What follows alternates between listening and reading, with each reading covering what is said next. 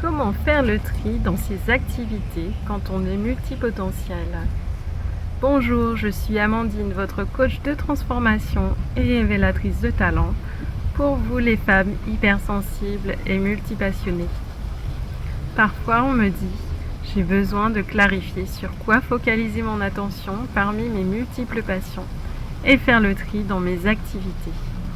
Eh bien vous savez, moi je me suis longtemps perdue dans de multiples activités car je suis multipassionnée et multipotentielle. J'adore faire des choses différentes. J'adore faire plein de choses.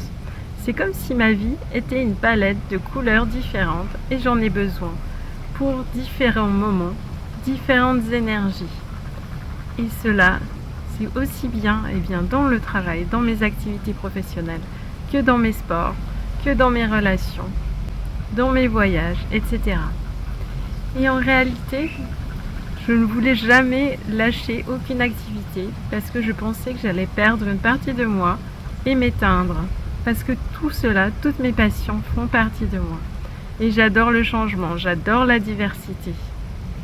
Vous savez, par exemple, pour le sport, parfois ça va être l'océan, donc la plupart du temps. Parfois ça va être plutôt la terre, parfois la montagne. Et j'aime varier. Et cela est la même chose pour mes activités professionnelles. Mais à vouloir tout mettre en œuvre en même temps, toutes ces passions, on se perd, on se disperse, on disperse notre énergie. Et ensuite, on pense que c'est trop compliqué. Alors on abandonne rapidement et on ne va pas jusqu'au bout de ses projets. Et finalement, lorsqu'on abandonne tout, on pense qu'on n'est pas capable. Et en 2023, j'ai fait le tri dans mes projets. J'ai arrêté certaines prestations. J'ai mis fin à une formation en ligne qui ne me correspondait plus parce que la façon dont je l'avais créée ne me correspondait plus. Et mon entreprise est devenue beaucoup plus limpide. Et j'ai pu mettre sur le focus sur ce qui me correspondait vraiment. Alors mon conseil, c'est vraiment, par exemple, pour votre activité professionnelle, de garder 2 projets maximum et de faire un projet à la fois. Et lorsque vous faites ça, ça va être beaucoup plus facile. Par exemple, vous pouvez garder un projet d'accompagnement et un projet créatif, un projet de thérapie et un projet créatif. C'est bien d'avoir, si vous aimez la diversité, c'est bien de mettre une thématique différente dans ces 2 projets. Et faire un projet à la fois, c'est important parce que si on fait plusieurs projets à la fois, gros projets à la fois, on va se disperser. Même si vous êtes multitâche et même si vous avez plusieurs fenêtres ouvertes à votre ordinateur réel et votre ordinateur dans la tête, apprenez à fermer quelques fenêtres et en mettre de côté pour plus tard. Et comment faire un projet à la fois? C'est juste à planifier. Et en réalité, dans votre semaine, vous pouvez faire les activités, les tâches de plusieurs projets, de ces 2 projets, mais c'est juste que vous allez les faire à des moments différents. Et puis également, selon votre énergie, selon votre cycle féminin, vous savez probablement qu'il y a 4 énergies différentes dans le cycle féminin.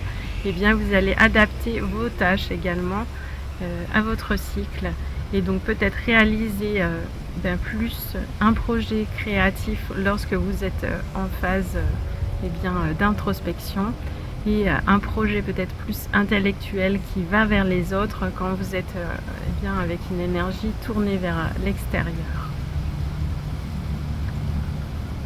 Pour finir, je vous dirais vraiment d'abord de vous écouter, c'est le mot-clé, de mettre de l'organisation et de faire le tri. Faire le tri en éliminant ce qui ne vous correspond plus, ce qui ne correspond plus à votre énergie, à votre façon de faire. Et peut-être que parfois, vous gardez des projets parce que vous pensez que eh bien c'est votre bébé. Vous devez les continuer parce que c'était un projet de cœur au départ. Et bien peut-être que ça a pu changer. Et en fait, si vous gardez ce projet qui ne vous correspond plus, eh bien il va bouffer votre énergie. Et ça va être de l'énergie que vous n'allez pas mettre ailleurs dans quelque chose de plus constructif. Et moi, j'ai créé plusieurs entreprises. Et ma première entreprise, c'était de la revente en ligne d'artisanat polynésien. Et c'était vraiment mon bébé parce que c'était ma première entreprise à l'époque où je ne connaissais pas grand-chose à l'entrepreneuriat.